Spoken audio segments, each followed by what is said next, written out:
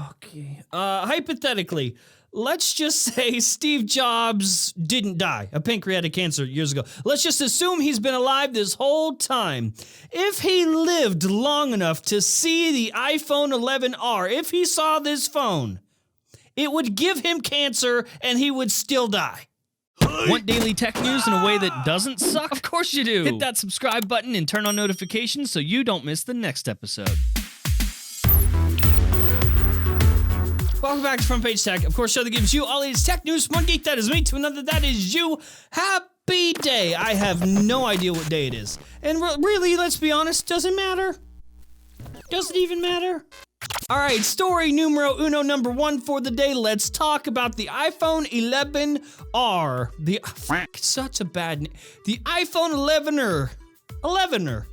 The iPhone 11er. This is the design of the iPhone 11er, and it is not good. It blows my mind just how bad. Just why can't they just try a little bit? So yeah, as you would expect, the front looks familiar, but the back of the phone, it looks like they tried to draw an iPhone 11 from memory. I just don't understand how we got here. Like, why couldn't it just look like this? Look at this concept for the back of an iPhone 11er. But no, this would make too much sense. And so why do this when you can just make it look like duty shit and make it look like this? I mean, I guess I get this from a perspective of like, let's make this look as much like the iPhone 11 as possible. Just take away a lens. They won't even notice it. But this thing it just looks permanently shocked. Like, I don't understand why it's shipping with a shocked face. Like, this phone is gonna ship with the same face that Tim Cook is gonna make when he realizes that people are still gonna buy the fuck out of this phone. Like, listen, regardless, what we're looking at right here, the iPhone 11er,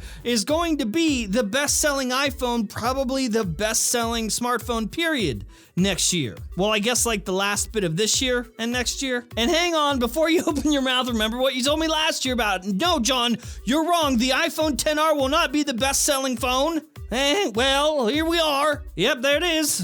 Still going strong. So I guess if you thought the design of the iPhone 11 was as bad as it was gonna get, well, you were wrong, because this is much worse somehow. All right, next up, let's talk about Galaxy Fold. Samsung has been canceling pre-orders. So, as you know, right before they were about to actually ship this hunk of junk, they delayed it. It's delayed. And since then, they haven't been able to confirm an actual real ship date. So now, if you had a pre-order for the Galaxy Fold, they're just gonna like cancel it unless they hear from you and you tell them not to do it. In an email sent to customers, Samsung said, if we do not hear from you and we have not shipped by May 31st, your order will be canceled automatically. So pretty much you gotta reply with, nah, I still want that. And real quick, just a side note, hey Forbes, fuck you, huh? I hate Forbes. I hate them. They're awful. Their headlines that they use for their articles are always just shitty shit. Poo-poo garbage. Poo-poo shit garbage. Samsung confirms shock new Galaxy smartphone cancellation. Nah, the phone is not canceled. The pre-orders, if you do not get back to them, may be canceled, but the phone itself is not canceled yet. Forbes, you dingleberry. God, you're so bad. You're so bad. What was I saying? Oh yeah, the email. This email from Samsung that's like, hey, if you don't get back to us, it goes away. You know what? I think that's how I'm gonna propose. I'm just gonna ask her to marry me and then be like, if you don't get back to me, it would by May 31st, we're just that. We're just married.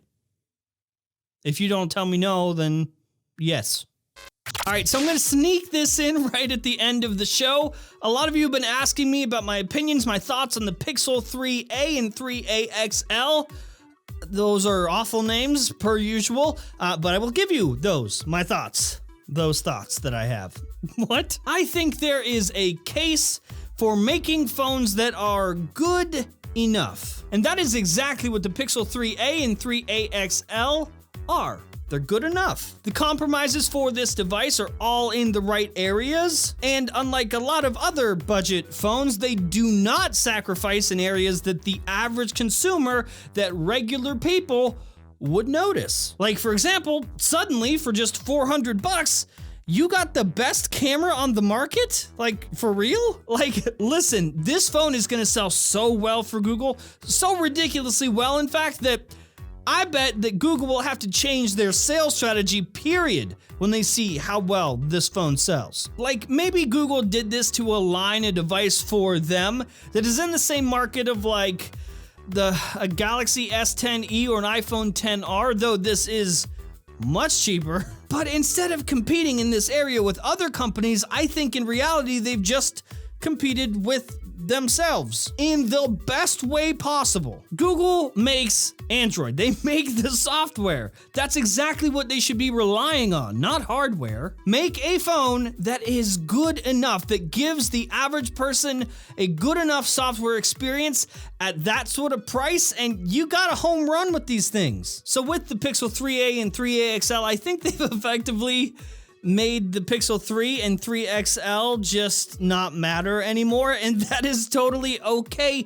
This is where Google's focus should have been the whole time, and I hope now, when they see how well this sells, they will shift the focus finally and been like, oh, well, that's what we should have been doing. I know you're probably gonna hate when I say this, but this is exactly what the market needs. Foldy things, and everyone thinks we need some sort of crazy innovation to make sales jump back up. We have the smartphone sales and the market itself declining, and we think it's because manufacturers just need to make cooler stuff. We need better specs. What are the specs? But the truth is, if companies just made stuff like this, they made phones for regular ass people instead of trying to make devices specifically for YouTube tech reviewers, they would sell more phones. And you know what? If I was wrong, the iPhone XR wouldn't be the top seller. If you want to save smartphone sales, I think the companies just need a reality check, and I think phones like this will be a great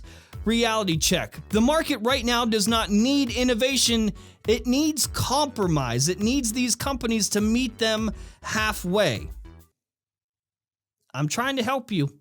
And that's the show. Hopefully you liked it, you learned something. If you did, hit that like button. If you hate my stupid face, hit the dislike button. If you're new here, subscribe, and I will see you guys tomorrow.